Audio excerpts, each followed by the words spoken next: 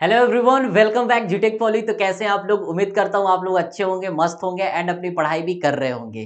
आज का जो सेशन है हमारा बेटा, वो बिल्डिंग कंस्ट्रक्शंस आज लास्ट सेशन है, जिसमें हम देखने वाले हैं लास्ट चैप्टर बिल्डिंग कंस्ट्रक्शन की, चैप्टर नंबर 14 यानी 14, जिसमें हम बात करने वाले हैं नेशनल बिल्डिंग कोड की और कुछ आईएस ओरिएंटेशंस की। ठीक है ना? तो ये क्या है बेटा, आपके एग्जाम में यहां से क्वेश्चंस न के बराबर आएंगे। 1% चांसेस है बेटा कि यहां से कोई क्वेश्चन पूछ ले, ठीक है ना। अदरवाइज 99% है कि यहां से कोई भी क्वेश्चंस नहीं बनेगा। बस आपके नॉलेज के लिए थोड़ा सा। और जो चैप्टर है हमारा 14, इसके बारे में थोड़ा सा बेसिक बात कर लेते हैं कि इसमें है क्या। तो देख लेते हैं सिलेबस बेटा। ये बहुत छोटा टॉपिक है, इस बात को ध्यान रखेंगे, बहुत छोटा। नेशनल बिल्डिंग कोड क्या होता है बेटा, और IS code orientations of building क्या है। प्रीवियस ईयर में कोई भी क्वेश्चंस बेटा नहीं आया हुआ है, बस आपके बेसिक नॉलेज के लिए ये हम पढ़ रहे हैं, ठीक है ना। देखिए, नेशनल बिल्डिंग कोड, आपको सबसे पहले देखिए यहां पे कुछ जानकारी प्राप्त कर लीजिए। एग्जाम तो ठीक है ना, आप लोगों के एग्जाम में भले ना आए लेकिन आपको कुछ आना चाहिए। देखिए, जैसे सबसे पहले बात करें national building code. National building code है क्या? देखिए, जितनी भी बिल्डिंगें बनती हैं, चाहे कॉमर्शियल हो, चाहे वो इंडस्ट्रियल हो, चाहे वो रेसिडेंशियल हो, चाहे वो असेंबली हो, कोई भी बिल्डिंग हो, जितनी भी आप लोगों ने पढ़ा था ना ऑक्यूपेंसी के आधार पर बिल्डिंग, जितनी भी बिल्डिंग बनती है, जितनी भी बिल्डिंग का क्लासिफिकेशन किया जाता है, उसके लिए जो गाइडलाइन कौन देता है? उसके लिए कोई एक जिम्मेदार ऑर्गेनाइजेशन होगा, एक संस्था होगी, एक इंस्टीट्यूट होगी, या एक ऐसी बॉडी होगी जो कहती होगी कि हम जो बोल रहे हैं उसको फॉलो करो। तो वो कौन सी बॉडी है? नेशनल बिल्डिंग कोड के अकॉर्डिंग हम चलते हैं बेटा। और वही बॉडी क्या है? नेशनल बिल्डिंग कोड हमारी एक बॉडी है, एक संस्था है, एक ऑर्गेनाइजेशन है, जो क्या करती है, हमें गाइडलाइन बताती है डिफरेंट टाइप्स की बिल्डिंग को जब हम बनाते हैं। इस बात को ध्यान रखेंगे। पहली चीज क्या कहा? नेशनल बिल्डिंग कोड क्या है? नेशनल बिल्डिंग कोड सर वो चीज है, वो संस्था है, एक बॉडी है, जो हमें जितने भी बिल्डिंगें बनती हैं उनको वही गाइड करता है कि इसको हम किस कैटेगरी में रखेंगे, ये इसके लिए क्या क्या गाइडलाइन होनी चाहिए, ये किस तरह की बिल्डिंग जो है किस कैटेगरी में जाएगी, वो कौन बताता है? बिल्डिंग कोड, बिल्डिंग जो हमारा नेशनल बिल्डिंग कोड है बेटा, ये बताता है। तो थोड़ा सा बेटा इसके बारे में बेसिक बेसिक चीजों के बारे में पढ़ लेते हैं। एग्जाम्स के पॉइंट ऑफ व्यू से अगर हम बात करें तो अभी तक प्रीवियस ईयर में कोई भी क्वेश्चन यहां से देखने को नहीं मिला है, ठीक है। देखिए, सबसे पहले बात करते हैं कि नेशनल बिल्डिंग जो हमारा कोड है एनबीसी, ये क्या है? राष्ट्रीय भवन संहिता। देखिए, नेशनल बिल्डिंग कोड क्या है? एक दस्तावेज है, एक कागज है। ध्यान से समझिए, ये क्या है? एक दस्तावेज है जो संरचनाओं के, जो कंस्ट्रक्शंस होते हैं, कंस्ट्रक्शन के जो निर्माण होते हैं बेटा, संरचनाओं के स्ट्रक्चर्स के निर्माण होते हैं, के लिए दिशा निर्देश प्रदान करता है। ये बताता है, ये गाइड करता है। एनबीसी जो नेशनल बिल्डिंग कोड है, ये एक दस्तावेज है जो बताता है कि ऐसे ऐसे फॉलो करो बिल्डिंग्स को अगर बना रहे हो तो। चाहे वो बिल्डिंग किसी भी टाइप्स की हो, कोई भी बिल्डिंग हो, कौन कौन सी? चाहे वो बिल्डिंग आवासीय हो, ये आवासीय बिल्डिंग हो सकती है, व्यापारिक बिल्डिंग हो, या फिर कोई इंस्टीट्यूट हो, स्कूल वगैरह हो, या एजुकेशन मतलब शैक्षणिक कोई हो, वाणिज्यिक हो, ठीक है ना, असेंबली हो, भंडारण है स्थान, या फिर यहां तक कि खतरनाक इमारतें। देखिए, ये सारी की सारी क्या है? बिल्डिंग किसका टाइप है? हमने बताया था ना कि बिल्डिंग क्लास, बिल्डिंग में हमने बताया था class A, class B, class C, इस तरीके से बिल्डिंग के हम लोगों ने आई तक क्लास के बारे में पढ़ा था। तो इस जो क्लासिफिकेशन हो रही थी, इस क्लासिफिकेशन को कौन कर रहा था? नेशनल बिल्डिंग कोड कर रहा था। वो बता रहा था कि हमने डिफरेंट टाइप्स के ऑक्यूपेंसी के आधार पे, या जो भी हमारे हैं शैक्षणिक के आधार पे, वाणिज्यिक के आधार पे, ठीक है ना, संस्था के आधार, इसको कैटेगराइज कौन करता है? इसको कैटेगराइज किया है एनबीसी, नेशनल बिल्डिंग कोड करता है। इस बात को आपको पता चल गया होगा कि नेशनल बिल्डिंग कोड क्या है? एक दस्तावेज है।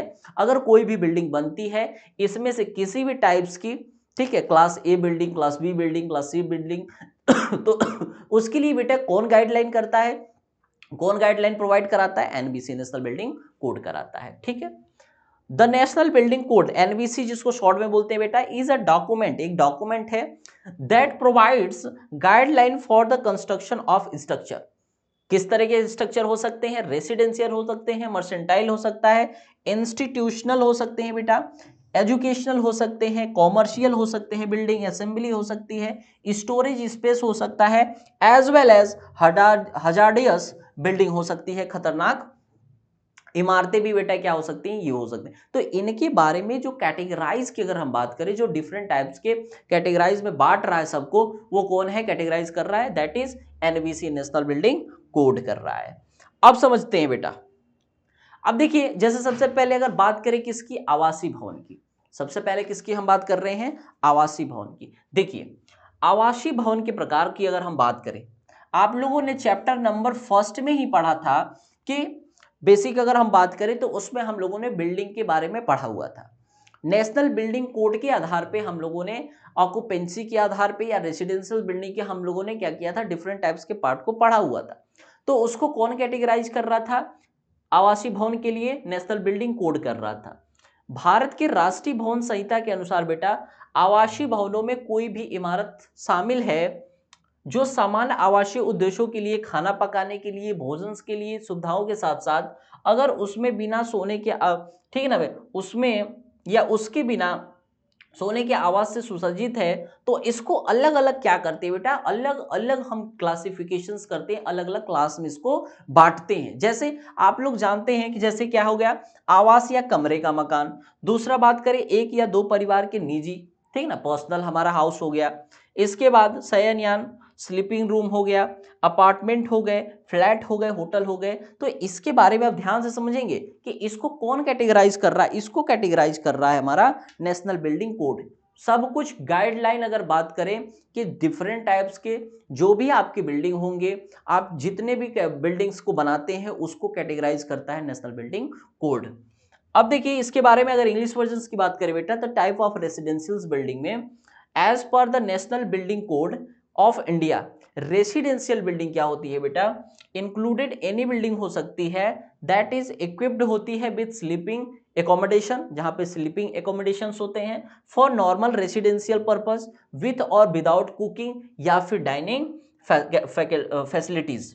अब अगर बात करें यहां पे रेसिडेंशियल बिल्डिंग क्या होते हैं, क्लासिफाइड होते हैं इन कैटेगरी के आधार पे। कौन कौन से आधार पे, पहला लॉजिंग, या फिर अगर बात करें यहां पे रूमिंग हाउसेस हो गया, 1 और 2 फैमिली प्राइवेट, ठीक है ना, हो गया। इसके बाद डॉर्मेट्रीज वगैरह हो गई, अपार्टमेंट हो गया, होटल्स हो गए, ये सारे के सारे क्या होते हैं, रेसिडेंशियल बिल्डिंग में फिर सब क्लासिफिकेशन किया जाता है। और ये सारे के सारे कौन कर रहा है, कौन डॉक्यूमेंट्स को प्रोवाइड करा रहा है, नेशनल बिल्डिंग्स कोड बता रही है, ठीक है।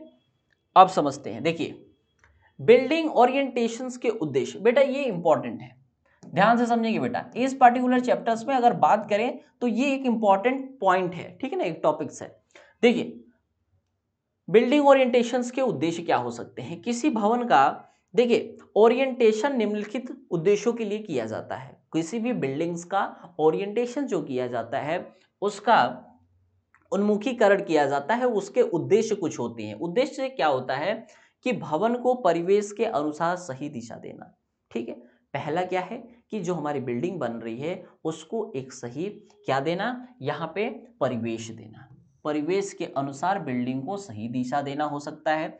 दूसरा क्या है कि उद्देश्य, दूसरा ये उद्देश्य होता है कि निवासियों जो उसमें रह रहे हैं को प्राकृतिक रोशनी और हवा प्रदान करना, ठीक है। बिल्डिंग्स में जो फ्रेश एयर है, इसके साथ साथ जो धूप है, ठीक है ना, सूर्य की रोशनी है, वो हमारे बिल्डिंग्स में आनी चाहिए, ये उद्देश्य हो गया।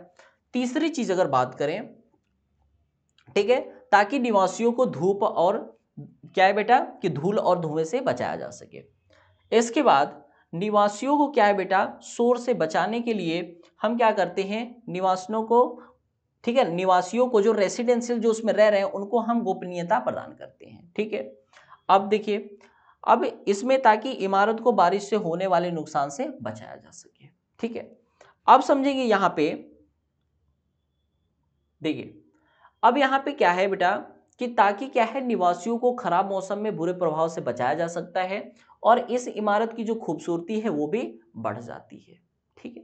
तो ये क्या है, बेसिक बेसिक हमारे अभी हम लोगों ने जितने भी पॉइंट्स यहाँ पे बात किए ना बेटा, ये आपके लिए इंपॉर्टेंट है। क्या, बिल्डिंग ओरिएंटेशंस के उद्देश्य क्या है, बिल्डिंग जो ओरिएंटेशंस हो रहे हैं इसके उद्देश्य हमने यहाँ पे देखा कि जितने भी क्या है कि सबसे पहले देखा कि परिवेश के अनुसार सही डायरेक्शंस होना चाहिए, फिर रोशनी और हवा का व्यवस्था होना चाहिए, धूल और धुएं से बचाया जा सकता है, फिर उनको गोपनीयता प्रदान करना, फिर इससे क्या है कि इमारत को, ठीक है ना, जो हमारी बारिश वगैरह होगी उसके नुकसान से भी बचाया जा सकता है। तो इसलिए और बिल्डिंग का ओरिएंटेशंस करना बहुत जरूरी होता है।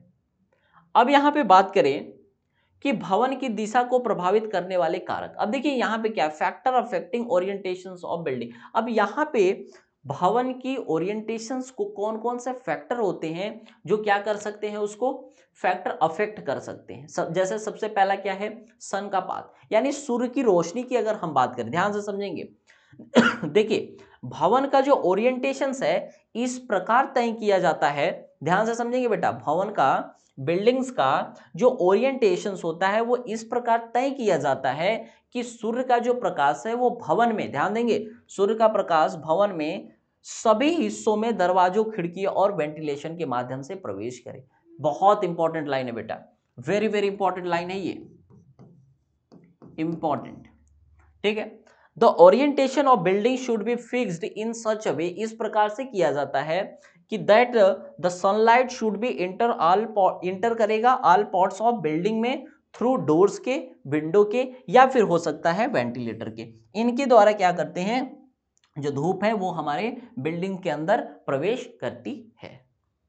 देखिए इसके बाद आता है हमारा सनपाथ का बारे में हम लोगों ने देख लिया बेटा। अब देखिए the directions of road and street, ये भी इंपॉर्टेंट है। कैसे, देखिए ओरिएंटेशन सड़क या सड़क की दिशा से भी बहुत प्रभावित होता है। मतलब आपके जो घर का फेस है वो रोड्स के ओरिएंटेशंस पे भी डिपेंड करता है, यानी जो अभिविन्यास है सड़क का या सड़क की जो दिशा है को भी बहुत प्रभावित करता है, ठीक है। यदि कोई भूखंड दो रास्तों के बीच स्थित है तो भवन का सामने का दृश्य मुख्य रास्ते के किनारे होना चाहिए, इस बात को भी ध्यान रखना चाहिए।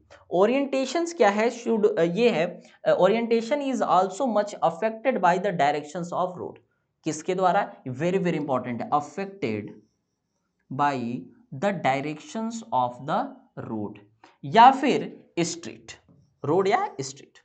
If some plot is situated, ठीक है ना, स्थित है अगर बिटवीन टू प्लॉट्स, फिर हमने क्या कहा कि the front view of the building, जो फ्रंट व्यू है बिल्डिंग की, front view of the building should be the side of the major path, ठीक है। मेजर पाथ की क्या होना चाहिए, ये हमारा क्या है बेटा कि भवन का जो सामने का दृश्य है वो मुख्य रास्ते के किनारे से होना चाहिए। इसके बाद सराउंडिंग्स, ठीक है, बिल्डिंग्स के सराउंडिंग्स की बात हो रही है। भवन के ओरिएंटेशन में प्रवेश पर भी विचार किया जाना चाहिए, यानी एंट्री पर भी ध्यान देना चाहिए। इसमें क्या है, उनके निर्माण की विधि, पड़ोसियों के रहने के तरीके भी शामिल होते हैं, इस बात को भी कंसीडर किया जाता है किसमें, सराउंडिंग्स में, ठीक है। तो ये क्या है बेटा कि surroundings should also be considered in orientation, orientations में इसको भी कंसीडर किया जाता है।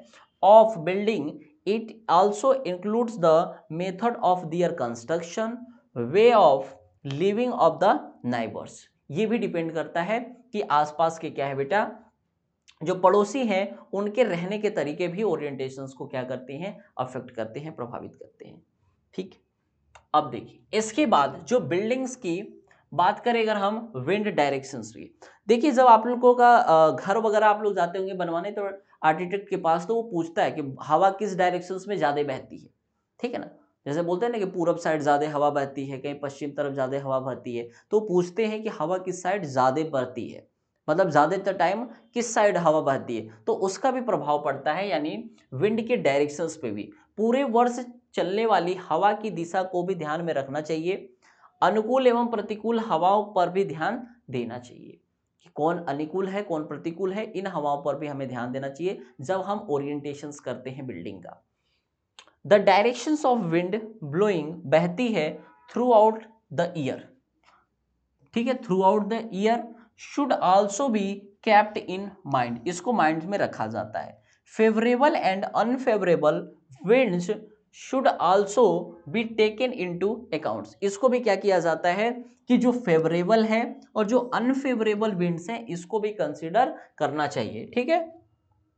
अब देखिए इसके बाद क्या डिपेंड करता है, नेचर ऑफ रेनफॉल, यानी रेनफॉल की नेचर किस तरीके से है, ठीक है। नेचर्स का मतलब यहाँ पे है कि नमी किसी इमारत को बहुत अधिक प्रभावित करती है। हम लोग शुरू से लेके अंत तक पढ़ते आए कि मॉइस्चर हमारे बिल्डिंग्स में कहीं ना कहीं से अफेक्ट ही करता है, उसकी आयु को कम ही करता है, चाहे वो सीलन के तौर पे हो, चाहे वो क्या हो बेटा, टर्माइट्स के रूप में हो। ठीक है, तो ये कहीं ना कहीं से क्या करता है, ये हमारे बिल्डिंग्स को प्रभावित करता ही करता है। अतः वर्षा की दिशा का जो आकलन है वो क्या है बेटा, करना चाहिए कि, और अतः भवन के जो ओरिएंटेशंस में यह ध्यान रखना चाहिए कि जहां तक संभव हो भवन का छोटा भाग प्रभावित हो, इस बात को ध्यान देंगे। ठीक है, तो हमने क्या कहा कि ह्यूमिडिटी अफेक्ट करती है, ये अफेक्ट करती है अ बिल्डिंग वेरी मच, बहुत ज्यादा। ठीक है, कैसे? Therefore the directions of rainfall, जो डायरेक्शंस है बेटा रेनफॉल की, शुड बी असेस्ड, इसको भी हम असेस्ड करते हैं, ध्यान रखना चाहिए। So in the building orientation, building orientations में हम क्या करते हैं, it should be kept in mind that the smaller part of the building should be affected as far as possible, यानी जो है बिल्डिंग्स जो रेनफॉल हो रही है ना, उससे हमारे बिल्डिंग्स का बहुत अगर अफेक्ट भी हो ना तो बहुत छोटा पार्ट हो, पूरी बिल्डिंग्स पे उसका इफेक्ट ना पड़े। इस बात का हमें कोशिश करना चाहिए और ज्यादातर हमें प्रयास करना चाहिए क्या, कि हमारी स्मॉलर पार्ट्स ही क्या है बिल्डिंग का अफेक्ट हो एज सुन एज, ठीक है ना, एज फॉर एज पॉसिबल। तो देखिए बेटा, यहां पे हम लोगों ने जितनी भी चीजें देखी, ठीक है, नेशनल बिल्डिंग्स कोड की अगर बात करें, उसमें स्पेशली आईएस जो हमारा क्या था, आईएस कोड ओरिएंटेशंस, इसके बारे में यहां पर डिस्कस किया। मैं बेटा जितनी भी चीजें आप लोगों ने देखी है वो आपके नॉलेज के लिए है। एग्जाम में अभी तक प्रीवियस ईयर की बात करें तो एक भी क्वेश्चन यहां से नहीं पूछा गया है, बट हो सकता है कि एग्जाम में आ जाए, या आपके नॉलेज के लिए ये इंपॉर्टेंट तो है ही। ठीक है, तो आप इसको एक बार देख लेंगे अच्छे तरीके से। बाकी आप लोगों का जो स्टार्टिंग से लेके यानी चैप्टर नंबर 1 से लेके चैप्टर नंबर 11 तक आपका बहुत ही ज़्यादा इंपॉर्टेंट है। 99% से ज़्यादा क्वेश्चन जो होंगे बेटा वो वहीं से बन जाएंगे, चैप्टर नंबर 1 से लेके 11 तक का। ठीक है, तो आई होप आप लोग बहुत इंजॉय किए होंगे। ये हमारा जो एक जर्नी था, सफर था बेटा बिल्डिंग कंस्ट्रक्शंस का, वो यहाँ पे फिनिश होता है। आई होप आप लोगों ने एंजॉय किया होगा। और रिक्वेस्ट है कि अगर आप लोगों ने अभी तक प्लेलिस्ट में विजिट नहीं किया है तो आप प्लेलिस्ट में विजिट करें, वहां पे बिल्डिंग कंस्ट्रक्शंस के नाम से आपको प्लेलिस्ट मिलेगी। वहां पे सारे सीक्वेंस में आपकी जो थर्ड सेमेस्टर सिविल इंजीनियरिंग में बिल्डिंग कंस्ट्रक्शंस का जो सब्जेक्ट है वो बहुत इंटरेस्टिंग वे में पढ़ाया गया है, उसकी प्लेलिस्ट भी बनी है। तो आप वहां पे जाके विजिट करिए और हर एक लेक्चर्स को अच्छे तरीके से देखिए, उसका नोट्स भी बनाइए। एक बार आप नोट्स बना लेंगे तो आपका खुद का नोट्स होता है जो लाइफ टाइम आपके साथ रहता है आपको, ठीक है ना, बहुत जब भी चाहेंगे आप उसको खोल के एक बार रिवाइज कर सकते हैं।